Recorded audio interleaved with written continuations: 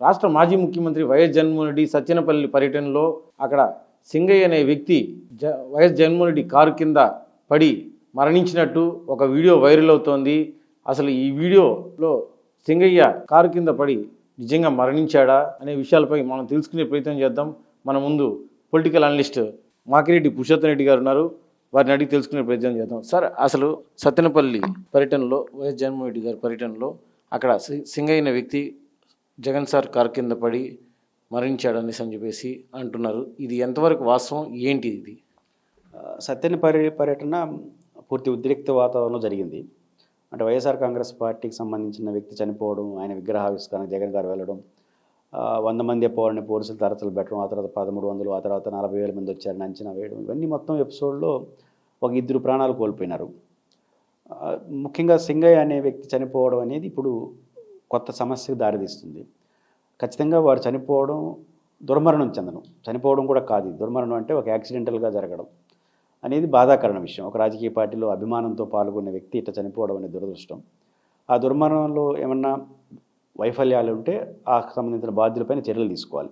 ఇప్పుడు 2 విమర్శలు వస్తున్నాయి. ఒకటి, తెలుగుదేశం పార్టీకి అనుకూలంగా ఉండే మీడియా ఛానల్స్ కానీ కొంతమంది ఏం మాట్లాడుతున్నారంటే, జగన్మోహన్ రెడ్డి గారు ఆ వీడియో ఒకటి చూపించి జగన్మోహన్ రెడ్డి గారి కారు కిందనే తొక్కేయడం వల్ల చనిపోయినాడు, దీనికి జగన్మోహన్ రెడ్డి గారు బాధ్యులను A2గా పెట్టడం, ఆ తర్వాత ఆయన పట్టించుకోలేదు, అలా చనిపోయే పరిస్థితి వచ్చిన అనేది ప్రభుత్వం నుంచి వస్తున్న వాదన, అధికార పార్టీకి అనుకూలంగా ఉన్న వాళ్ళు చెప్తున్న మాటలు.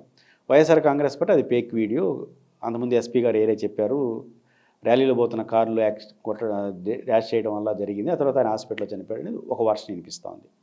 ఇది ప్రభుత్వం వ్యవస్థలు తేల్చాలి, ఏది కరెక్ట్, వైసీపీ ఆరోపణ కరెక్టా, తెలుగుదేశం ఆరోపణ కరెక్టా అని. దీనికి పెద్ద ఖర్చు కూడా కాదు, టైం. సింపుల్గా ఆ సింగయ్య అనే ఆయన పోస్ట్ మార్టం రిపోర్ట్ వచ్చేస్తే, ఆ పోస్ట్ మార్టం రిపోర్ట్లో చనిపోవడానికి కారణం ఏంటి, అంటే కారు ఎక్కి తొక్కేయడం జరిగిందా, యాక్సిడెంట్, అది రిపోర్ట్లో వచ్చేస్తుంది. అది సైంటిఫిక్, అది రావడం ఫోరెన్సిక్, ఆ వీడియోని ఫోరెన్సిక్ ల్యాబ్ పంపిస్తే ఈ 2 వచ్చి, ఫోరెన్సిక్ లేట్ కావచ్చు కానీ పోస్ట్ మార్టం రిపోర్ట్ ఏమిటో వచ్చేస్తుంది. పోస్ట్ మార్టం వచ్చి మంచి నిజాలు తేల్చండి, తప్పు ఎవరు జరిగినా వాళ్ళపైన చర్య తీసుకోండి. కానీ వాళ్ళు చెప్పారు వీళ్ళు చెప్పారని మనం సమర్థించలేం, కానీ ఏం జరిగితే జరగని ప్రభుత్వం తేల్చాలి, ఇది ఫస్ట్ పాయింట్. కానీ మొత్తం ఎపిసోడ్లో భద్రతా వైఫల్యం, నిర్లక్ష్యం చాలా స్పష్టంగా కనిపిస్తోంది. టెక్నికల్గా జగన్మోహన్ రెడ్డి గారికి ఆంధ్రప్రదేశ్ ప్రభుత్వం Z+ స్థాయి భద్రత కల్పిస్తున్నాము అని కోర్టుకి కమిట్ అయింది. జగన్మోహన్ రెడ్డి గారు కేంద్ర ప్రభుత్వ బలగాలతో Z+ కేటగిరీ కావాలని కోరారు. దానికి సమాధానంగా ప్రభుత్వం ఇచ్చిన అఫిడవిట్లో ఆయనకి Z+ తరహా భద్రత అంటే ఆ స్థాయి భద్రత కల్పిస్తున్నామని కమిట్ అయ్యారు. దానితో కూడా ఆయన మాజీ ముఖ్యమంత్రి, VVIP. రెండోది, 100 మంది రావాలి, 1300 మంది రావాలి, 40,000 మంది దాకా వచ్చేసి తెలిసిన తర్వాత మరింత ప్రెజర్ పెరుగుతుంది. అప్పుడు సహజంగా హోదాలతో సంబంధించిన పోలీసులు అలర్ట్ కావాలి. నేచురల్గా మాజీ ముఖ్యమంత్రి కాబట్టి మాస్గా వెళ్తున్నప్పుడు రోప్ పార్టీ ఉంటుంది, చుట్టూ పోలీస్ యంత్రాంగం ఉంటుంది. ఇప్పుడు ఆయన అక్కడ పడిపోయాడు, ఆ వీడియో మంచి చెడ్డలు, ఆ వీడియో కరెక్టా కాదనేది గవర్నమెంట్ తేలుస్తుంది, వ్యవస్థ తేలుస్తుంది. అయితే పడిపోయినారు అనుకుందాం, ఆ కేసునే దాని ఆధారంగా ఆయన A2గా జగన్ గారిని పెట్టారు కాబట్టి ఆ కేసు అదే అనుకున్నప్పుడు ఆయన వచ్చాడు పడిపోవడం అంటే దూరడమే కదా. ఆయన దూరాడా లేకపోతే ఎవరన్నా నెట్టేశారా, ఆ తొక్కిసలాట్లో పడిపోయాడా పాపం మనకు తెలియదు. కానీ రోప్ పార్టీ దాటి వచ్చి పడిపోయినట్టు లెక్క. అంటే VVIP కారు కిందకు వచ్చేసినట్టే, VVIP కారుకు వచ్చేసినట్టే. ఇప్పుడు కారు కింద పడిపోయాడు కాబట్టి పాపం ఆయన చనిపోయినాడు, దుర్మరణిపోయాడు. లేదా VVIP పైకి వచ్చి ఉంటే ఒక ఆగంతకుడు, ఏదైనా ప్రమాదమే కదా. ఆయనకి జరిగిన ప్రమాదమే, VVIP జరిగిన ప్రమాదమే. అంటే అక్కడ రోప్ పార్టీ లేదని అర్థం కదా.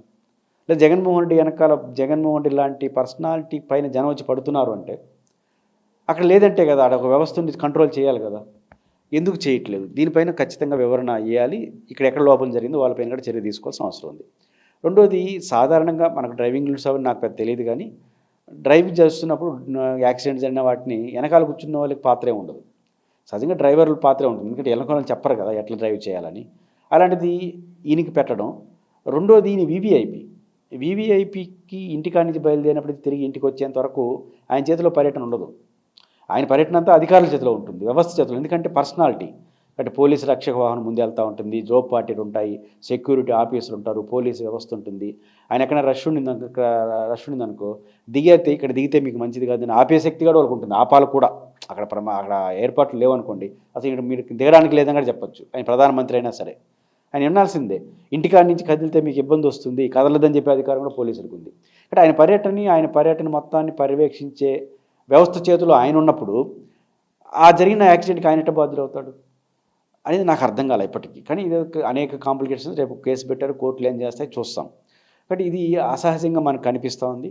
దానికి తోడు ఇప్పుడు కొత్తగా చెప్తున్న మాట, నిన్న జరిగిన మాట, ఆయన బుల్లెట్ ప్రూఫ్ వాహనం తీసుకురారు. బుల్లెట్ ప్రూఫ్ వాహనం ఆయన సొంతంగా కొన్నాడు, గవర్నమెంట్ ఇచ్చింది పాడైందని. నా పాయింట్ ఏంటంటే బుల్లెట్ ప్రూఫ్ వాహనం కిందనే పడిపోయినాడు అనే విమర్శలు వస్తున్నాయి కాబట్టి, వీడియో వస్తుంది కాబట్టి విచారణ జరపడం, సీజ్ చేయడం తప్పు కాదు, అది పోలీసుల హక్కు, దాన్ని ఎవరు తప్పట్లేరు. నా పాయింట్ ఏంటంటే ఆయన బుల్లెట్ ప్రూఫ్ వాహనం వాడుతున్నాడంటే ఆయనకి అది అవసరం అయినప్పుడు, నువ్వు బుల్లెట్ ప్రూఫ్ వాహనం తీసుకోబోతున్నప్పుడు ఆయనకి ఆల్టర్నేటివ్ ఏంటి? పోలీసులే వ్యవస్థ ఎందుకంటే ఆయన నార్మల్ పర్సన్ కాదు. బుల్లెట్ ప్రూఫ్ వాహనం కొంటున్నా అంటే ఆయన థ్రెట్ ఉన్నట్టు లెక్క. నువ్వు ఆయన బుల్లెట్ ప్రూఫ్ తీసుకుంటే ఇంకొక బుల్లెట్ ప్రూఫ్ వాహనం అరేంజ్ చేయాలి. రేపు ఆయన బయటికి వెళ్ళాలి వ్యక్తిగత పని మీద, ఏ వాహనం వెళ్ళాలి? మామూలు వాహనం వెళ్ళొచ్చా? వెళ్ళే పరిస్థితి బుల్లెట్ ప్రూఫ్ వాహనం ఎందుకు? ఇంకా పైపించాలి బుల్లెట్ ప్రూఫ్ వాహనానికి కోర్టు కూడా అనుమతించింది. కాబట్టి ఇవన్నీ అనవసరంగా బ్లేమ్ పాలిటిక్స్ చేయడానికి ప్రయత్నం చేస్తే చివరకు ప్రభుత్వం బ్లేమ్ అవుతుంది. ఒక దశ వరకు బాగానే ఉంటుంది, ఈ క్వశ్చన్స్ అన్నీ వస్తాయి. కాబట్టి ఇప్పుడు ఈ మొత్తం ఎపిసోడ్లో వ్యవస్థ యొక్క ఫెయిల్యూర్స్ చాలా కనిపిస్తూ ఉంది. ఒక చర్య తీసుకున్నప్పుడు దానికి పర్యావసనాలు, దాని మంచి అట్లు కూడా చూస్తే బాగుంటుందని నాకు అనిపిస్తుంది. సరే, అయితే ఇప్పుడు ఒక కారులో కానీ, లేదా ఒక టూ వీలర్లో కానీ, లేదా ఒక బస్సులో కానీ మనం ప్రయాణిస్తున్నప్పుడు అక్కడ బస్సు డ్రైవరు ఒకవేళ ప్రమాదవశాత్తు, లేదు ఆ టూ వీలర్ డ్రైవరు ఎవరో ఒకరు ప్రమాదవశాత్తు యాక్సిడెంట్ జరిగి అక్కడ ఆ వాహనం కింద పడి చనిపోతే అందులో కూర్చోండే వాళ్ళపైన కూడా కేసులు కట్టచ్చా? నేను అంటుంది ఇప్పుడు కట్టారు అంటే వీళ్ళు ఏమంటారంటే వాళ్ళ బాధ్యులను కాదు, కుట్రదారుడు అని. అంటే డ్రైవర్కి వీళ్ళందరికీ పురమాయించాడు అనే యాంగిల్ తీసుకొస్తున్నారు. అంటే ఎవరైనా పురమాయించడం అంటే వర్స్ట్ కండిషన్లో శత్రువు మీద పురమాయిస్తారు. అది చేయరు ఎవరు, మనుషులు అన్న వాళ్ళు ఎవరు చేయరు. పబ్లిక్లో అందులో వాళ్ళు ఉండేవాళ్ళు ఎవరు? ఆయన్ని అభిమానించే వాళ్ళ మీద ఉన్న పురమాయిస్తారా? వినడానికి కూడా ఆశ్చర్యం వేస్తుంది. కాబట్టి ఎవరు పురమాయించి పని చేయించారు, కుట్రా చేయరు. రెండోది జగన్ గారి పర్యటన జగన్ గారి చేతిలో ఉంది, సెక్యూరిటీ చేతిలో ఉంటుంది. కాబట్టి డ్రైవర్ అయినా, ఆడ పోలీసులైనా, ఆడున్న సెక్యూరిటీ ఆఫీసర్ అయినా ఖచ్చితంగా ఆయన మాట వినాల్సిన అవసరం లేదు. పర్యటనలో ఒక మాటలో చెప్పాలంటే, ఇక్కడ జనం ఉన్నారు, నేను దిగి అభివాదం చేస్తున్నాను జగన్ గారు అంటే అక్కడ కుదరదు, ఇక్కడ సెక్యూరిటీ ప్రాబ్లం ఉంది, మీరు కూర్చోవలసిందంటే కూర్చోవలసిందే, అది రూలు. అట్లాంటి పాటించారా మీరు అనేది ఆశ్చర్యం వేస్తుంది. కాబట్టి ఖచ్చితంగా జగన్మోహన్ రెడ్డి గారు అనే పాయింట్. రెండో కోణం, మీరు కోణం జనరల్గా మా వెహికల్లో ప్రయాణిస్తున్న వాళ్ళకి ఆ యాక్సిడెంట్కి సంబంధం ఏంటనేది జనరల్ క్వశ్చన్. నాకు అదనపు ప్రశ్న ఏంటంటే అసలు జగన్మోహన్ రెడ్డి గారు ఆయన పర్యటన ఆయన చేతిలో ఉండదు, వ్యవస్థ చేతిలో ఉంటుంది. అంటే ఆ వ్యవస్థ చేతిలో ఉన్నప్పుడు ఆయన ఆడికి పోతే ఆడికి తీసుకొని పోవాలి. ఏ రూట్లో పోవాలంటే మీరు నిర్ణయిస్తారు, ఆయన నిర్ణయించడు. అట్లాంటిది ఆయనకి ఏం సంబంధం ఉంటుంది, ఆయన ఏ టూ చేర్చడం అనేది. కానీ నాకు తెలిసి ఈ మొత్తం ఎపిసోడ్లో ఒక ఎండ్ పాయింట్కి వెళ్తే చివరికి కేసు పెట్టిన వాళ్ళు, డీల్ చేస్తున్న వాళ్ళు ఇబ్బంది పడతారు. ప్రభుత్వం ఉంది, అధికారం ఎట్టుంటారు. ఇప్పుడు ఎస్పీ గారు, అక్కడ పోలీసులు అంతా మీరేం చేశాడు కోర్టు అంటే ఈ ప్రోటోకాల్స్ అంతా ప్రోటోకాల్ ఉంటుంది. వీవీఐపీలకి మాజీ ముఖ్యమంత్రి Z+CAT తరహా భద్రత. ఇట్లాంటి వాళ్ళ విషయంలో మీరు పాటించాల్సింది పాటించారా? ఒకవేళ ఆయన సహకరించలేదు అని అన్నారనుకోండి, ఇంటికన్నా అరెస్ట్ చేసేవచ్చు, కదలద్దాయని చెప్పచ్చు. 100 మంది ఉన్నారు, 1300 ఉన్నారు, 1700 మంది పైన మీరు వస్తున్నారు కాబట్టి మేము పోనీము అనే హక్కు పోలీసులకు ఉంది. లేదా సెక్యూరిటీ పరిస్థితులు బాగాలేదు, నువ్వు రావద్దంటే రాకూడదు, అవసరం ఇంట్లోనే అరెస్ట్ చేసేవచ్చు వీఐపీని. ఇన్ని అధికారాలు మీరు పెట్టుకొని ఈ యాక్సిడెంట్ పైన వేరే కాదు. కాబట్టి జగన్మోహన్ రెడ్డి గారి మీద కేసు పెట్టడం అనేది కొంత అసహజంగా అనిపిస్తుంది. అంటే జగన్మోహన్ రెడ్డి గారు ఈ ఘాతుకానికి కారణమని ఒక చెప్పడానికి ఉపయోగపడేదానికి ఉపయోగపడుతుంది అనుకుంటే, ఇది బ్రెయిన్ పాలిటిక్స్, నిందలేసే ప్రయత్నంలో దీంతో నడిపినారంటే 2 రోజులు పోయిన తర్వాత అదే మీకు చుట్టుకుంటుంది.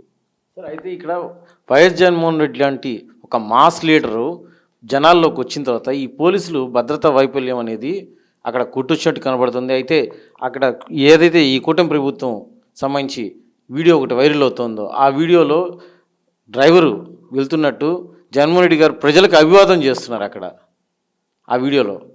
అయితే కావాలనే ఏటుగా ఇరికించడం పైన ఇది కక్ష సాధింపా, లేదంటే రెడ్ బుక్ రాజ్యాంగంలో ఒక పార్ట్?